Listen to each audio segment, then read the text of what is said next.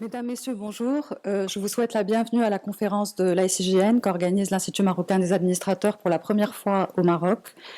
Je tiens d'abord, avant d'ouvrir officiellement notre conférence, à remercier vivement le partenaire officiel, l'Institut CDG. Je présente aussi mes remerciements à l'autorité marocaine du marché des capitaux, la MMC, et la Banque populaire pour leur soutien, qui sont partenaires institutionnels de cette conférence. Je vous prie d'excuser M. Abdeltif Zernoun, président de l'IMA et directeur général de la CDG, qui a eu des contraintes et qui ne sera pas parmi nous ce matin. Il sera représenté par Mme Latefa Chehabi, secrétaire générale de la CDG. Madame Zaha Hayat est malheureusement souffrante d'une pharyngite virale, donc elle sera représentée par Bouchra Al-Falaki, qui est chargée de la gouvernance à la MMC. Je vous prie d'excuser aussi Jean-Philippe Desmartins, directeur de l'investissement responsable de Rothschild Asset Management, qui n'a pas pu, qui a une contrainte de voyageurs de France suite à une instruction stricte de la banque. Et je remercie chaleureusement Caroline Moy de l'agence de notation Etifinance qui le remplace au pied levé, donc pour nous parler du même sujet. Je remercie aussi Sarah Sultan de l'OCDE qui, malgré une restriction de l'OCDE, a bravé la restriction de son employeur et a fait le voyage donc au Maroc et qui sera avec nous cet après-midi. Et enfin, Xavier Rey a aussi un empêchement de dernière minute et se fait remplacer par Saïd Boumeza, qui est expert à la SFI. Donc nous avons une histoire africaine à vous raconter avec notre partenaire ivoirien à l'INATI et nous sommes très heureux de la partager avec vous et avec l'ensemble des instituts africains qui ont fait le déplacement. Un mot bref sur la thématique de la conférence. Aujourd'hui, nous n'avons plus besoin de convaincre que la gouvernance est au cœur de la pérennité de l'entreprise. Donc on a choisi d'aborder la gouvernance sous l'angle des autres acteurs du marché, qui sont les apporteurs de capitaux et les parties prenantes. Donc nous allons faire réagir les sociétés cotées africaines par la voie de la Bourse régionale des valeurs mobilières et les entreprises publiques au Maroc par la voie de la DEPP sur les exigences des investisseurs et des banques. Et enfin, nous terminerons par les principes de l'investissement à impact. Donc, c'est une journée très riche et nous nous réjouissons de votre présence jusqu'à cet après-midi. Avant de céder la parole à notre modérateur Talal Shakir, on souligne que cette conférence respecte une parité parfaite, parce que sur les 14 intervenants que vous allez écouter, 7 sont des femmes. Voilà. Merci beaucoup. Merci, Madame Boamri. Bonne bienvenue aux gladiateurs que nous sommes ici présents, puisqu'apparemment c'est un vrai défi que de pouvoir se déplacer à l'étranger, en tout cas d'être présent. Merci à tous. Nous sommes ravis de célébrer encore une fois, j'allais dire, l'Afrique, un continent qui nous est cher, un continent qui est en pleine progression. D'abord, il a réalisé, il est en train de le faire, une transition démographique intéressante. Ensuite, les régimes politiques se posent. Les élections ont lieu de façon un petit peu plus démocratique, on dira transparente également, ce qui a pu donner aussi l'émergence de pas mal de pays intéressants, tels que le Rwanda, le Mozambique, la Tanzanie, l'Afrique du Sud bien sûr. D'autres pays comme le Ghana, le Nigeria sont en phase de transition vers un régime effectivement capitaliste avec des capitaux intéressants. Donc nous sommes en belle transition. À noter que ce sont les pays anglophones essentiellement qui bénéficient de cet élan. On souhaiterait aussi que les pays francophones tels que la Côte d'Ivoire, le Sénégal, le Maroc, le Mali, effectivement l'Algérie soient aussi dans cette dynamique-là de croissance. Ce sont quand même des pays qui ont deux points de croissance, c'est-à-dire près d'une croissance à deux chiffres, 10-11% pour certains pays comme l'Éthiopie, un pays qui il y a encore quelques années était en difficulté. Donc la transition est bien là et elle nécessite bien sûr le recours à un certain nombre de mobilisations humaines déjà en termes de gouvernance, en termes de compétences, en termes de réflexion, de projection bien entendu, mais aussi en termes de mobilisation des capitaux. C'est tout le problème du financement qui se pose d'ailleurs dans le monde et aussi au niveau entrepreneurial et essentiellement en Afrique pour des raisons que l'on connaît, d'abord de confiance, d'instabilité, encore dans les esprits, j'allais dire, des esprits occidentaux, mais en tout cas l'Afrique est là et le plus grand bonheur c'est d'être présent en tout cas dans une forme de mixité ce matin. Nous allons d'abord, bien sûr, entamer le classique, c'est-à-dire l'allocution d'ouverture. On va appeler, pour nous faire honneur, d'abord Madame Latefa Chehabi, secrétaire générale de la CDG, représentante de Monsieur Zernoun, qui est le président de l'IMA. À vous la parole, Madame. Merci beaucoup. Donc, comme l'a souligné Lamia, Zernoun s'excuse pour son absence, pour un engagement de dernière minute. Donc, il vous transmet ses regrets, ses excuses. Donc, il m'a chargé de vous faire part de son allocution d'ouverture qui va être très bref parce que le plus important, c'est d'écouter les experts donc, qui nous sont venus de loin, mais également nos experts locaux. Monsieur le Président de l'African Corporate Governance Network, Madame la Présidente de l'Institut national des administrateurs de la Côte d'Ivoire, Monsieur le Directeur de la Direction des entreprises publiques de la privatisation au ministère de l'Économie et des Finances, Madame la représentante de l'autorité marocaine du marché des capitaux, Mesdames, Messieurs, donc je vois des amis dans la salle, des collègues, donc je ne pourrai pas tous les citer par leur nom ni leur titre. Je suis heureux de vous accueillir à la conférence organisée par l'Institut marocain des administrateurs, réunissant les membres du réseau africain de gouvernance d'entreprise, dont l'IMA est membre fondateur depuis 2013. Je me réjouis de la présence de notre partenaire, l'Institut national des administrateurs de la Côte d'Ivoire, avec lequel une convention a été signée en 2015 devant les deux chefs d'État. Dans ce cadre, nous avons appuyé notre partenaire ivoirien en 2019 dans le lancement d'un programme de formation adapté pour les administrateurs de la zone UEMOA. Dans la seconde édition qui vient d'être lancée au mois de janvier de cette année, nous sommes également fiers de les avoir accompagnés dans leur projet de former un peu plus de 260 administrateurs de l'État ivoirien entre juillet 2019 et janvier 2020. Ces programmes ont été co-construits avec notre partenaire ivoirien. L'IMA, certes, a apporté son savoir-faire en matière de montage pédagogique, de la formation d'excellence en gouvernance d'entreprise, mais l'objectif étant d'adapter le contenu de cette formation au contexte local et surtout arriver graduellement à constituer une majorité d'experts locaux. Cette année, c'est déjà le cas puisqu'un module sur les 4 proposés par l'IMA a été entièrement animé par les experts donc, de l'Institut. L'IMA a fêté ses 10 ans l'année dernière et nous pouvons célébrer aujourd'hui le positionnement de l'Institut comme centre de référence de la gouvernance d'entreprise, aussi bien au Maroc qu'à l'échelle du continent africain.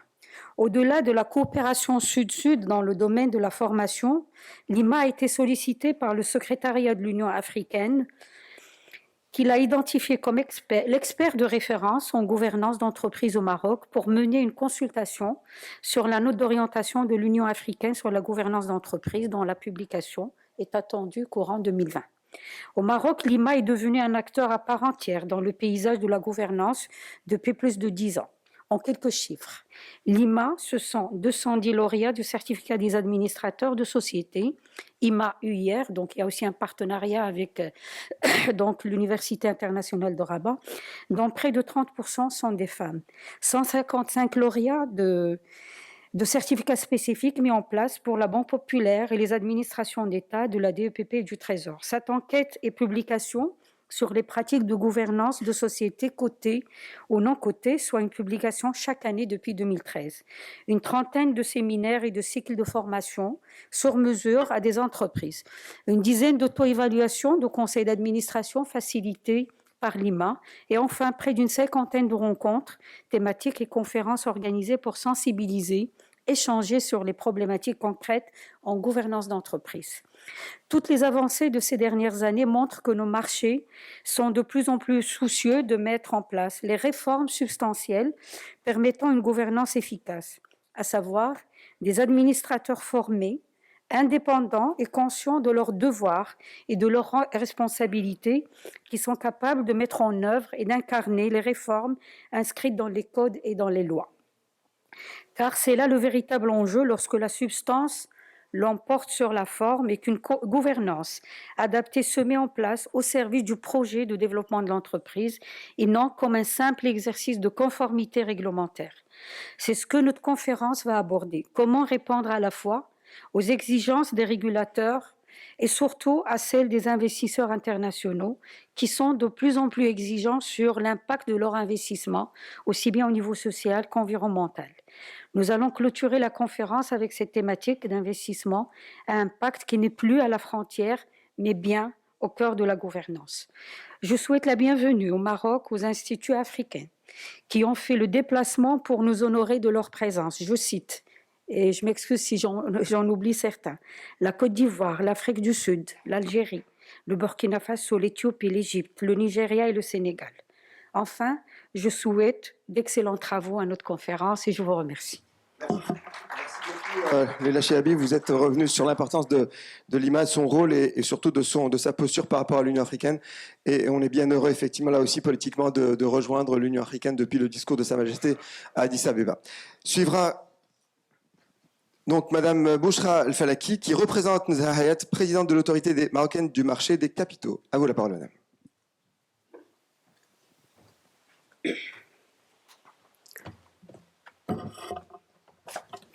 Bonjour, merci.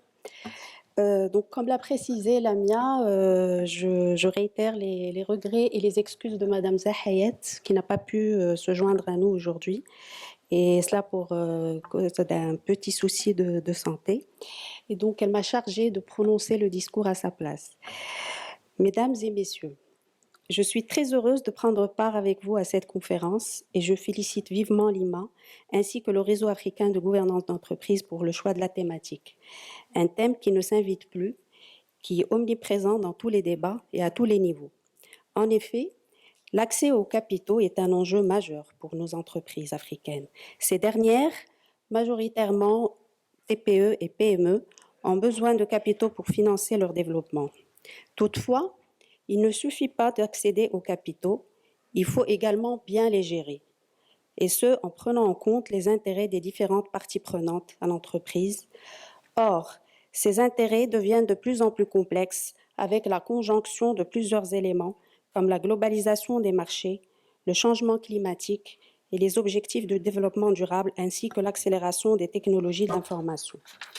Une bonne gouvernance d'entreprise permet d'identifier, de peser et de concilier les intérêts de toutes ces parties prenantes pour inscrire l'entreprise dans une croissance pérenne et durable. Une gouvernance d'entreprise saine est non seulement essentielle pour soutenir la création de valeur à long terme pour les entreprises, améliorer leur performance et leur image, mais elle est également indispensable pour soutenir la croissance économique d'un pays, impacter positivement le climat des affaires et assurer la résilience des marchés.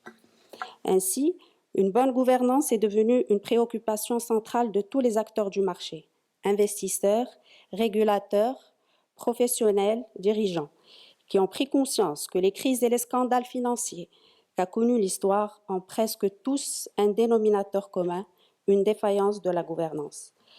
Les investisseurs, pourvoyeurs de capitaux, ne prennent plus leurs décisions en se basant uniquement sur la rentabilité financière. Ils intègrent de plus en plus d'autres critères extra-financiers dont les mécanismes de la gouvernance. Lorsqu'on évoque la gouvernance, on a souvent tendance à penser en termes d'organes de gouvernance. Certes, leur composition est cruciale pour assurer un équilibre entre les intérêts des parties prenantes de l'entreprise. Toutefois, la gouvernance ne se résume pas à l'existence de ces organes.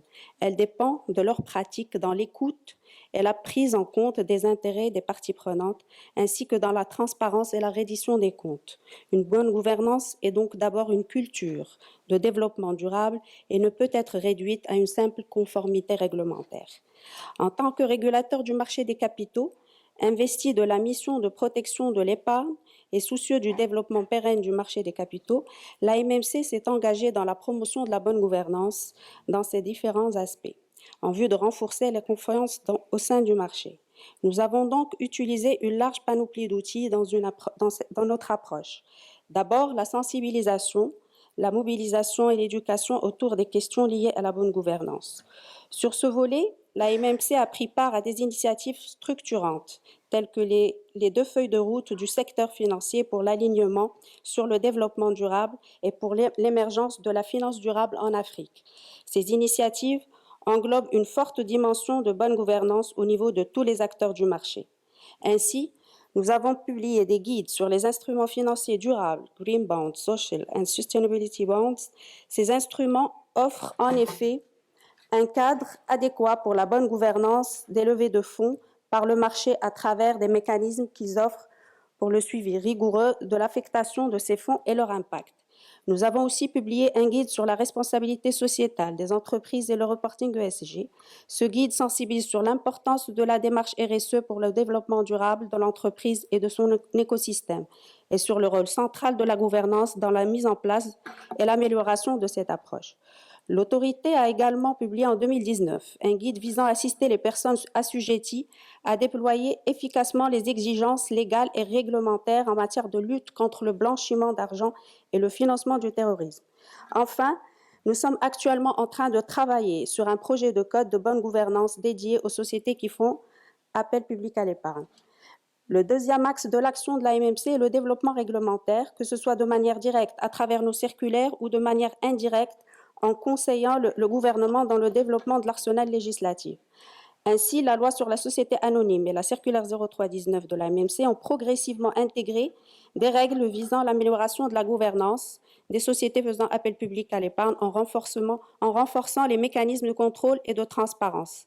Ainsi, les sociétés faisant appel public à l'épargne doivent désormais respecter certaines règles dans la structure de leurs organes de gouvernance, telles que la nomination d'administrateurs indépendants et l'institution de comités d'audit.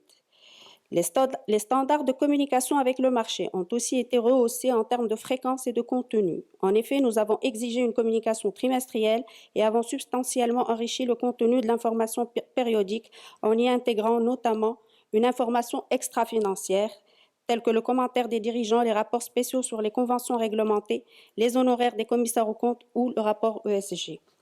Le rôle des commissaires aux comptes, acteurs de la gouvernance d'entreprise, a aussi été renforcé par de nouvelles obligations d'alerte de la MMC et d'information du public. Par ailleurs, la MMC a publié en septembre 2018 une circulaire relative aux obligations de vigilance et de veille interne incombant aux organismes et personnes soumises à son contrôle. Toutes ces initiatives ont été menées en partenariat et avec l'implication des différentes parties prenantes, et ce, à travers l'organisation ou la participation à des conférences de sensibilisation, des événements d'éducation et de renforcement de capacités, ainsi que par l'ouverture de consultations publiques sur les différents cadres que nous mettons en place.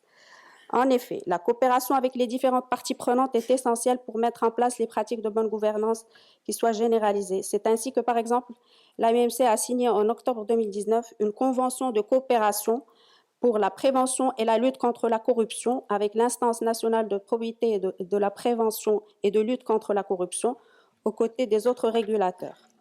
Pour conclure, je dirais que la bonne gouvernance est indéniablement essentielle pour assurer le développement pérenne et durable de nos économies.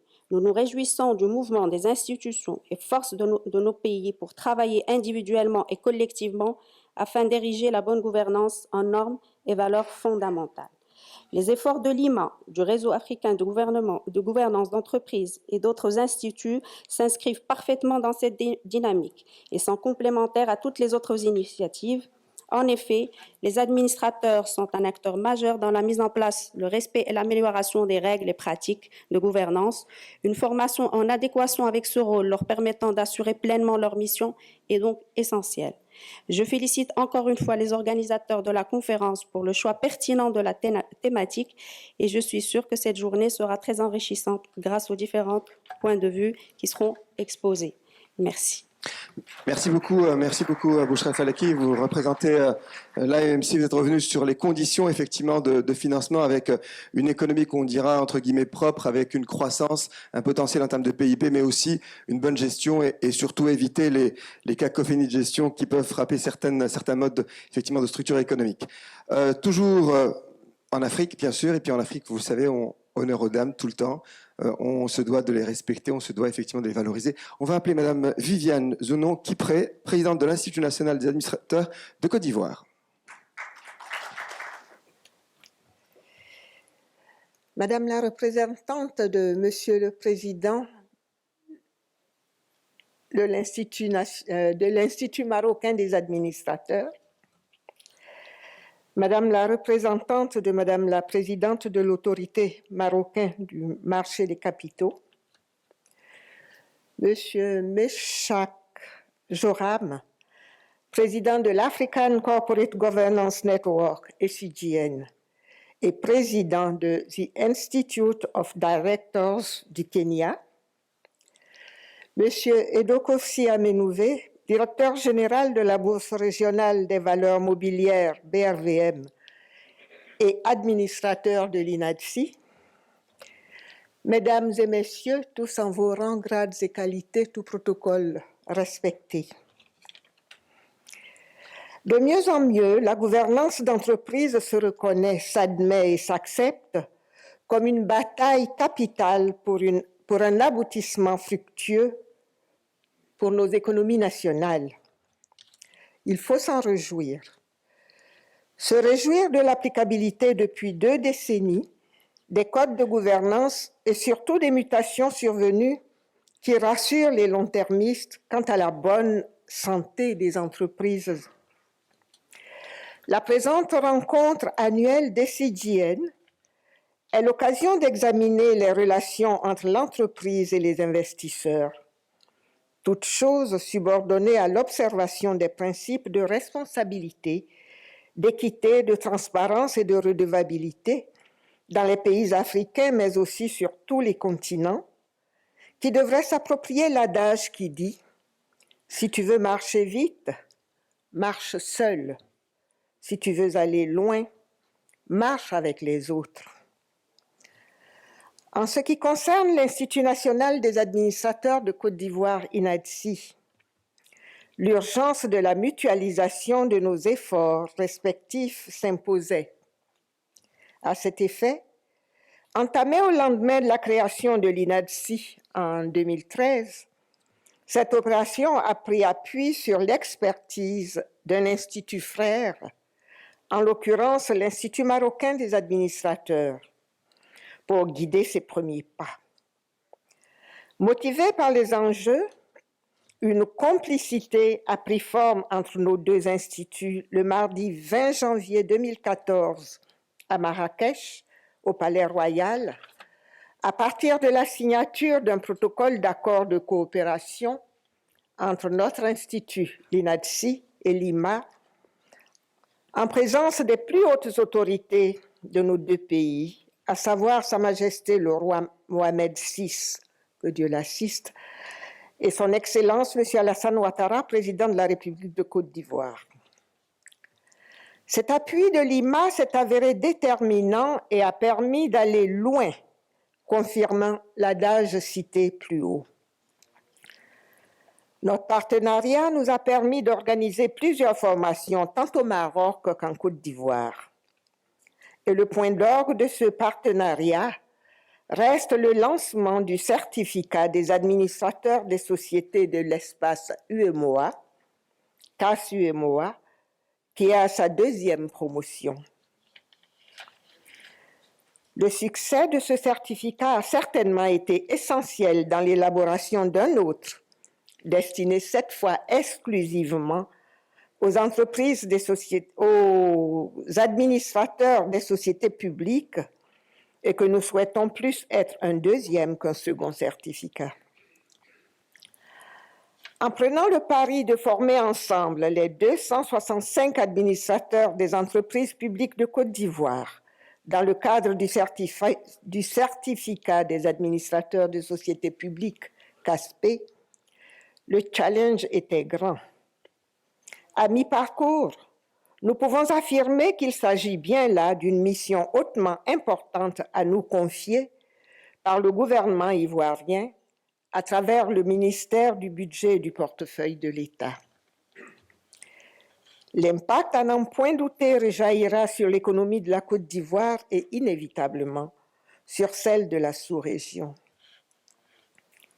Il est heureux que la présente rencontre annuelle des CGN nous offre l'opportunité de proposer cet exemple de collaboration comme modèle, susceptible d'être amélioré, certes, mais modèle exemplaire entre 2 instituts frères. Cette belle expérience n'aurait pas pu avoir un tel parcours sans le soutien sans faille de partenaires tels que le ministère, bien sûr, du Budget et du portefeuille de l'État de Côte d'Ivoire, la Bourse régionale des valeurs mobilières BRVM, dont le directeur général est par ailleurs administrateur de l'INADSI, est parmi nous ici en terre marocaine. La Société financière internationale SFI, groupe de la Banque mondiale, l'Ordre des experts comptables de Côte d'Ivoire, le Fonds de développement de la formation professionnelle de Côte d'Ivoire, et bien d'autres encore, à qui j'adresse ici mes sincères remerciements. J'adresse aussi mes remerciements aux experts nationaux et internationaux qui apportent leur contribution si précieuse à l'amélioration de la gouvernance des entreprises de Côte d'Ivoire. Si aux 265 administrateurs des sociétés publiques, l'on ajoute les 25 administrateurs qui constituent chacune des promotions du CAS-UEMOA, l'on peut dire sans fausse modestie que la paire INADSI-IMA est en train de créer le vivier d'administrateurs qui changera, embellira la face de l'économie sous-régionale et de la coopération sud-sud. Nous sommes convaincus que notre collaboration avec l'IMA contribuera à améliorer l'environnement pour un meilleur accès des entreprises au marché des capitaux. Pour nous, c'est en disposant d'administrateurs bien formés, capables de veiller à la qualité d'une bonne information financière, que l'entreprise dope sa capacité à accéder au marché des capitaux.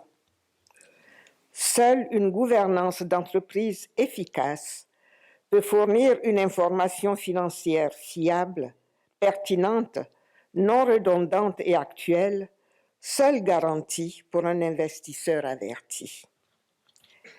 Mesdames et messieurs, chers participants, c'est en partageant avec vous ces convictions du conseil d'administration de l'INADSI que je vous adresse mes remerciements appuyés pour votre présence de qualité à ces travaux. Je souhaite longue vie à SCGN dans sa volonté d'être le creuset du partage d'expériences dont nos instituts ont pleinement besoin. Merci encore à l'IMA, avec à sa tête son président, M. Zaknoun. Merci aussi à Lamia El-Bouanani, sa diligente et efficace directrice exécutive. Je vous souhaite bons travaux. Merci. Merci beaucoup, Viviane Junon, présidente de l'INADSI, pour votre intervention.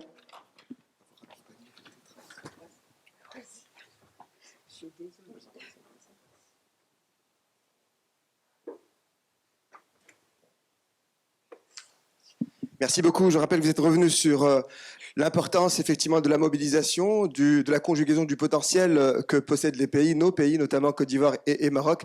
Et avec bien sûr la jonction des efforts, on arrive avec une synergie aussi intéressante à déployer bien sûr plus de mobilisation, meilleurs capitaux et meilleur de financement. Juste après, j'ai l'honneur d'accueillir M. Abdelrahman Semmar, directeur de la direction des entreprises publiques et de la privatisation, ministère de l'économie et des finances. À vous la parole, monsieur.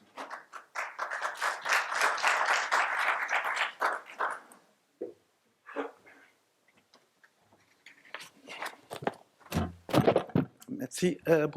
Bonjour tout le monde. D'abord, je salue une initiative qu'a pris l'organisateur d'avoir bousculé le programme distribué pour respecter Ladies First. Je vous remercie. Madame la secrétaire générale de la CDG, Madame la représentante de la MMC, Madame la présidente de l'Institut national des administrateurs de Côte d'Ivoire, Monsieur le Président de l'African Corporate Governance Network, chers amis, d'abord bravo Lamia et merci donc pour l'invitation. Je suis heureux, ravi, et vraiment c'est avec beaucoup de plaisir que je participe à cette conférence qui s'inscrit dans le cycle de conférences donc annuelles du réseau African Corporate Governance Network. C'est vrai, j'ai eu un discours qui a été préparé par les équipes. Je l'ai laissé sur la chaise et je préfère vous faire part d'un témoignage dans le secteur des établissements entreprises marocains, qu'est-ce qui est en train de s'y passer en matière de gouvernance. Pour cela, si vous permettez, je structurerai mon mot sur 4 moments. 1, peut-être quelques données du contexte pour dire de quoi je parle quand je dis secteur des établissements entreprises publiques.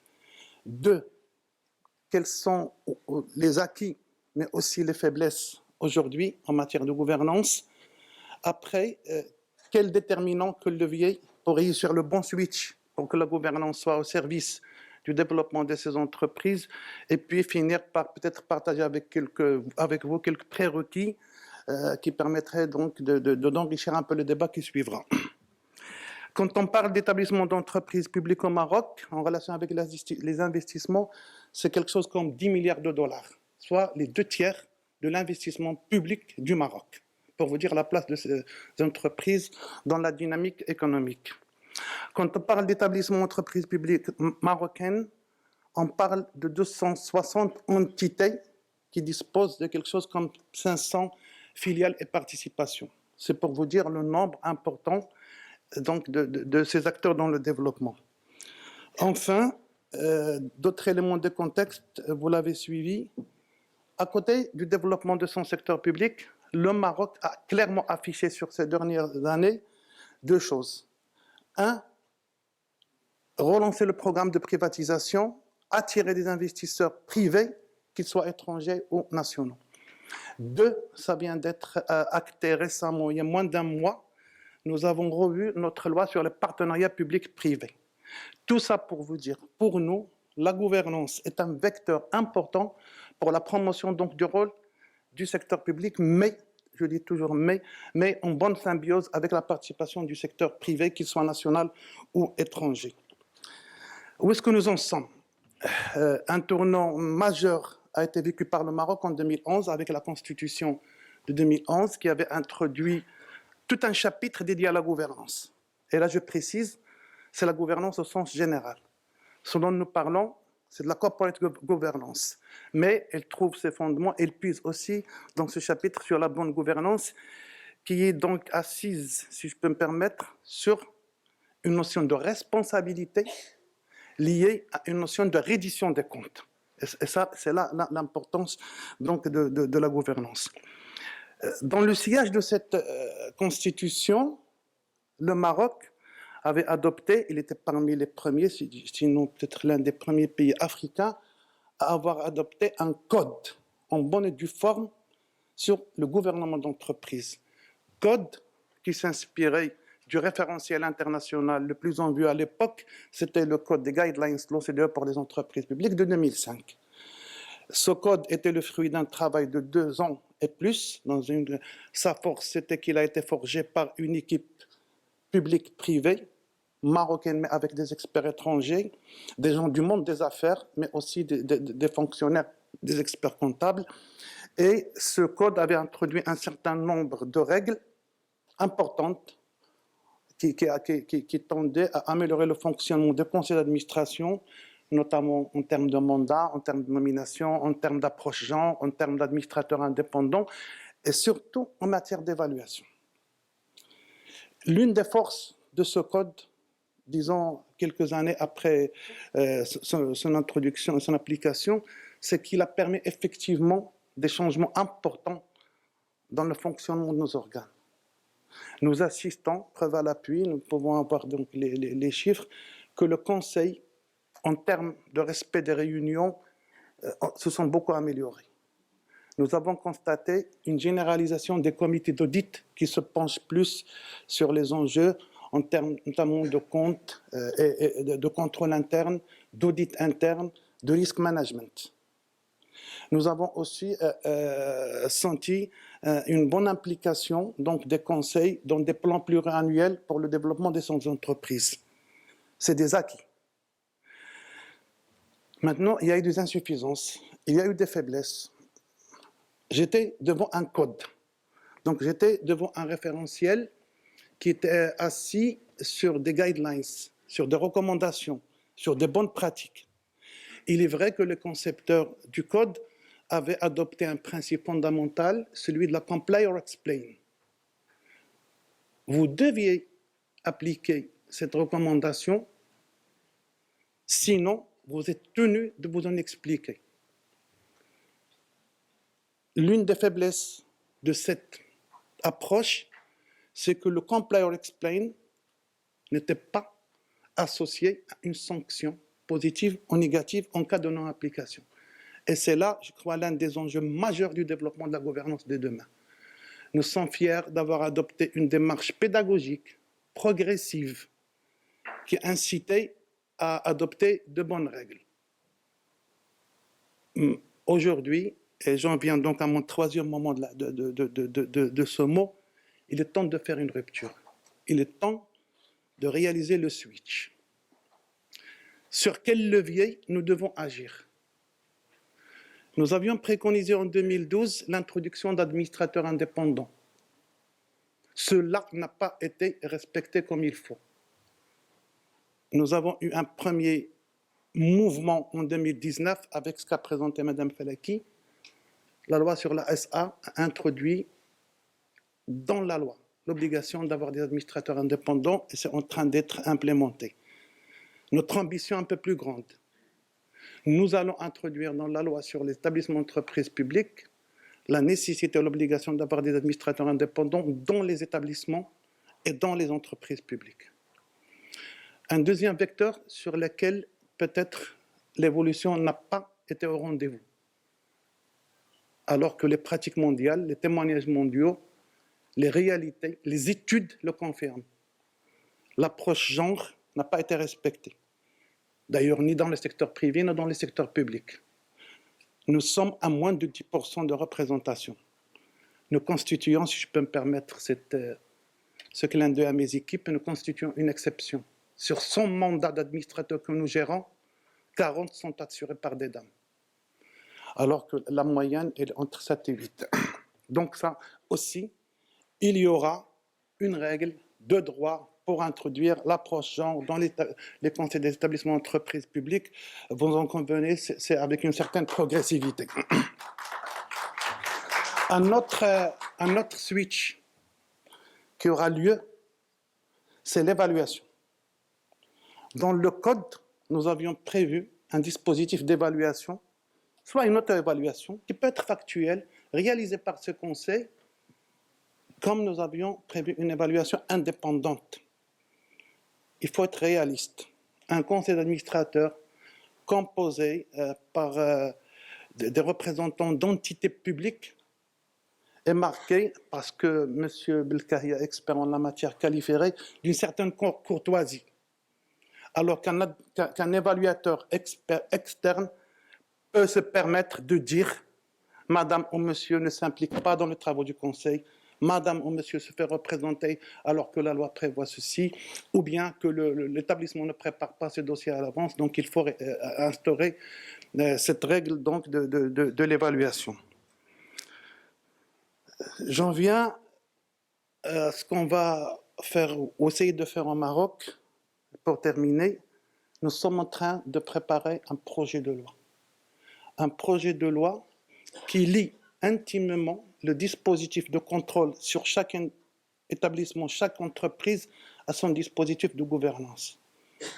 Mieux vous êtes gouverné, moins vous êtes dans le contrôle de l'État, parce que l'État considère que les dispositifs de contrôle interne, de risk management, d'audit interne, de reddition de comptes sont pris en main par l'établissement et par son organe.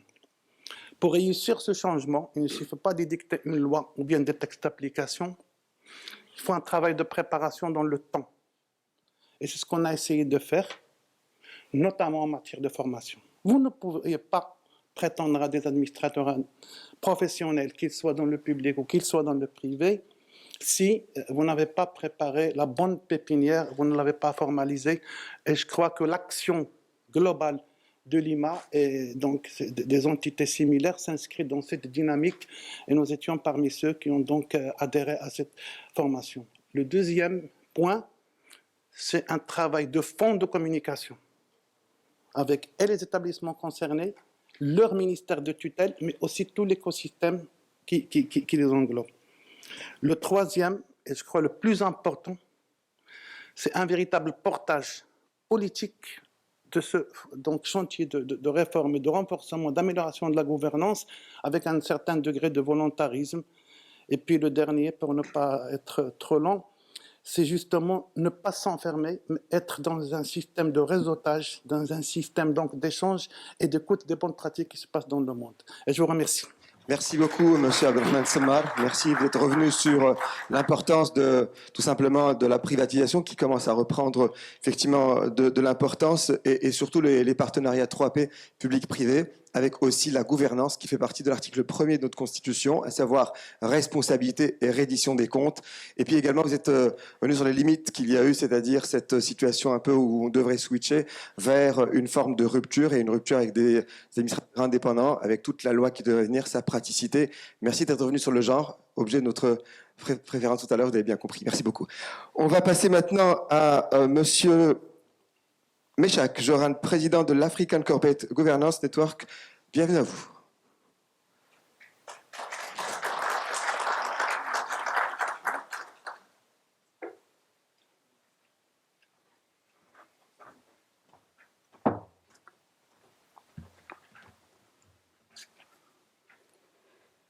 The government representatives present,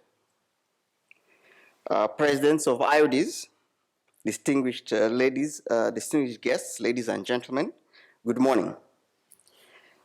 It gives me great pleasure on behalf of the Africa Corporate Governance Network Fraternity to be present with you this morning and to convey our best wishes to the people of Morocco and the Moroccan Institute of Directors Fraternity.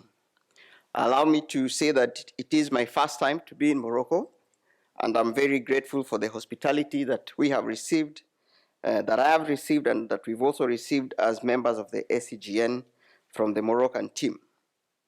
On the outset, allow me to recognize the members of the SCGN who are present with us this morning.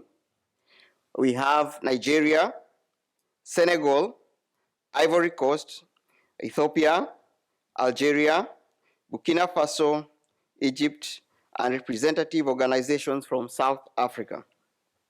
The mission of the SCGN is to develop the institutional capacity of its members in order to promote effective corporate governance practices and to build better private and public sector organizations and corporate entities in Africa.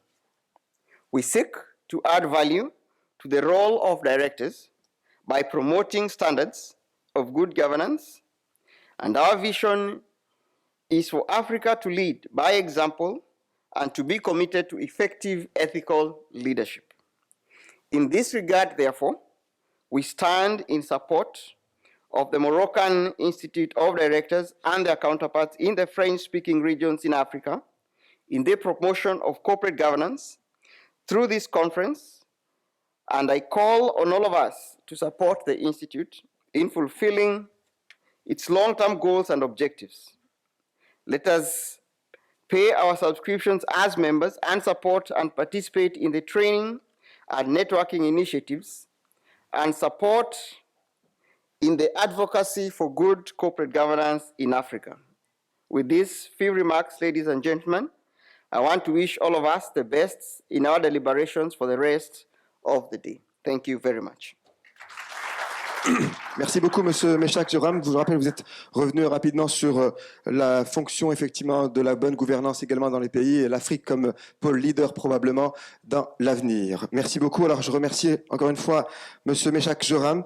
Je remercie aussi Monsieur Abdelrahman Semmar, également Viviane Zunon et puis également Madame Bouchra.